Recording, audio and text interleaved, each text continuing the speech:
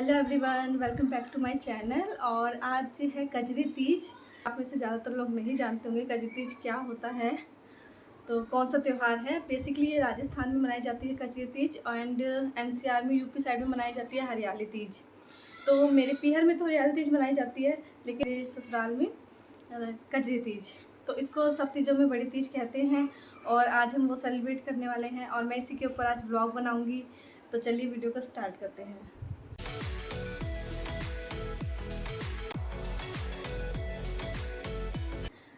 हरियाली तीज और कजरी तीज में ये डिफरेंस है कि हरियाली तीज में आपको पूरे दिन का फास्ट रखने की ज़रूरत नहीं होती है। जब आप कहानी कह लेते हो उसके बाद आप फ्री हो, मतलब आप खा सकते हो खाना। और लेकिन कजरी तीज में क्या होता है, आप पूरे दिन का आपका फास्ट होता है और जब आप रात को फास्ट ओपन भी करोगे तब आप खाना नहीं खा सकते हो, या फिर आप सगार का खाना नहीं खा सकते हो, व्रत का भी। आपको सिर्फ और सिर्फ फ्रूट्स के साथ इसको ओपन करना होता है व्रत को। और एक सत्तू होता है, मैं आपको दिखाऊंगी। मैं जब मेरी थाली रेडी होगी रात को ना, तो मैं आपको दिखाऊंगी सारी चीज़ें कि सत्तू बनता है। वो गेहूं का, बेसन का, चावल का, इस तरह के होते हैं। मुझे भी इससे पहले नहीं पता था इन सब चीज़ों के बारे में कि भाई के क्या होता है, ये सत्तू क्या होता है, मुझे इसके बारे में भी नहीं पता था। और मतलब बहुत सारी चीज़ें हैं जो मैं आपको भी आगे ब्लॉग में दिखाऊंगी भी और बताऊंगी भी। बेसिकली कजरी तीज से एक दिन पहले से ही सेलिब्रेशन स्टार्ट हो जाता है। जैसे एक दिन पहले का खाना जो है वो ससुराल वाले अपनी बहू को खिलाते हैं। कहीं बाहर जाके आप खाइए उस खाने को, जैसे रेस्टोरेंट जा सकते हैं। धमोली बोलते हैं शायद इसको, हाँ धमोली बोलते हैं उसको। मुझे एक्चुअली ढंग से भी नाम भी याद नहीं है, क्योंकि मैं भी सीख ही रही हूँ यहाँ के कल्चर को। तो धमोली कहते हैं। और तो वो एक दिन पहले से स्टार्ट हो जाता है।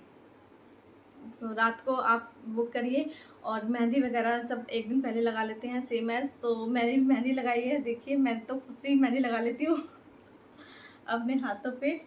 और पैरों पे भी लगाते हैं, पर फिलहाल मैंने पैरों पे नहीं लगाया है। और अभी हम लोग सुबह नहा के तैयार हो जाते हैं। नॉर्मल आप सूट भी पहन सकते हैं, साड़ी पहन सकते हैं, थोड़ा हल्का ड्रेसअप हो सकते हैं आप अच्छे से।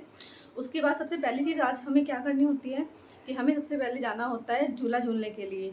अभी बेसिकली घर में तो झूले होते नहीं है, पहले घरों में झूले होते थे, आंगन में पेड़ लगे होते थे, तो सब झूला झूल लेते थे। लेकिन अभी होते नहीं है, तो हम लोगों को पार्क में जाते हैं। हम लोग पार्क में जाते हैं और हमें 16 झोटे मतलब लेने होते हैं।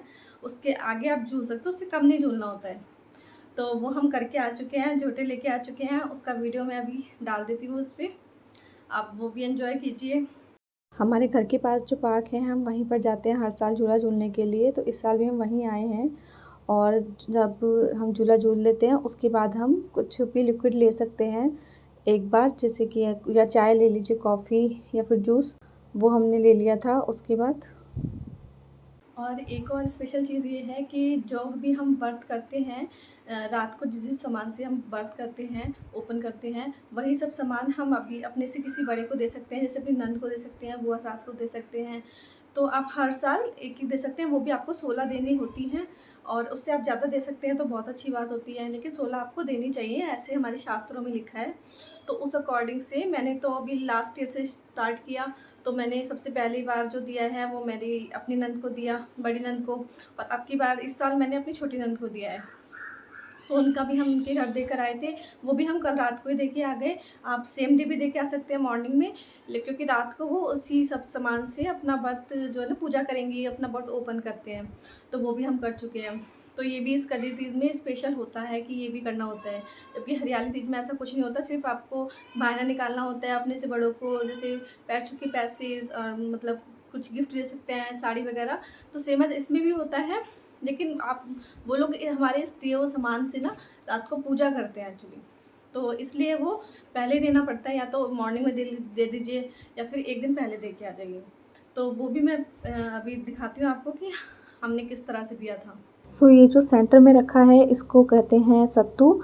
और इसके अलावा मिठाइयाँ होती हैं और फल होते हैं। दूध दही के लिए जो कटोरी रखी है, ये दूध दही के हमने पैसे दे दिए थे। और हस्बैंड वाइफ के कपड़े दिए जाते हैं और लेडीज़ का पूरा श्रृंगार का सामान दिया जाता है। चांदी की बिछुड़ियाँ दी जाती हैं। राजस्थानी लैंग्वेज में इसको आचरी कहा जाता है।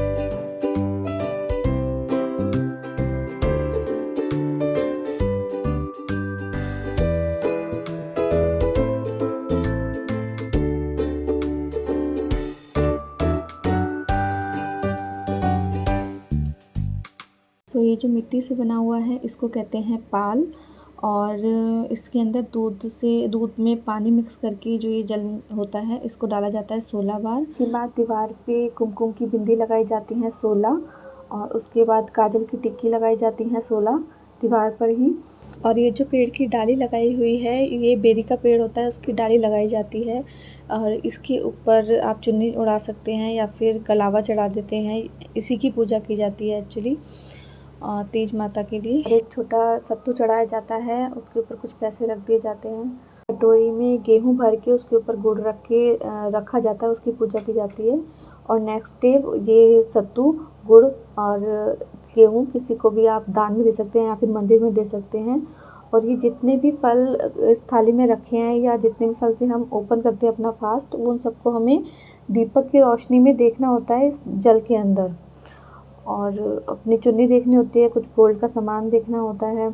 सब पूजा कर लेते हैं, उसके बाद लास्ट में कहानी सुनी जाती है तीज माता की और गणेश जी की, और उसके बाद हमारी पूजा कंप्लीट हो जाती है। इसके बाद चाँद निकलने का वेट होता है, और जब चाँद निकल जाता है तो फिर चाँद की पूजा कर लेते हैं। और पूजा करने का तरीका बिल्कुल सिंपल है। चाँद को भी कुमकुम का टीका से छींटा देते हैं, उसके बाद जल चढ़ा देते हैं चाँद को, और फिर अपने हस्बैंड के पैर छू सकते हैं आप, अगर आप छूना चाहें तो। आप बिलीव रखते हैं इस चीज़ में, तो इसके बाद कंप्लीट हो जाती है पूजा। और फाइनली इस तरह से हम अपना फास्ट ओपन करते हैं। हम थाली में नहीं खाते, ये आग के पत्ते होते हैं, इसके ऊपर खाते हैं हम। फल और सत्तू से ही अपना फास्ट ओपन करते हैं। तो ये था हमारा तीज का फंक्शन, और ये आपको कैसा लगा आप बताइएगा, आपको कैसा लगा हमारा तीज। और अगर आपको अच्छा लगा हो वीडियो तो प्लीज़ वीडियो को लाइक कीजिएगा, शेयर कीजिएगा, मेरे चैनल को सब्सक्राइब कीजिएगा। और अगर आप कुछ कमेंट में लिखना चाहते हैं, कुछ बताना चाहते हैं, या हो सकता है कि आपकी में कुछ अलग तरीके से होता हो वो आप लिखना चाहते हो, तो वो आप लिख सकते हैं। So thank you for watching, bye bye.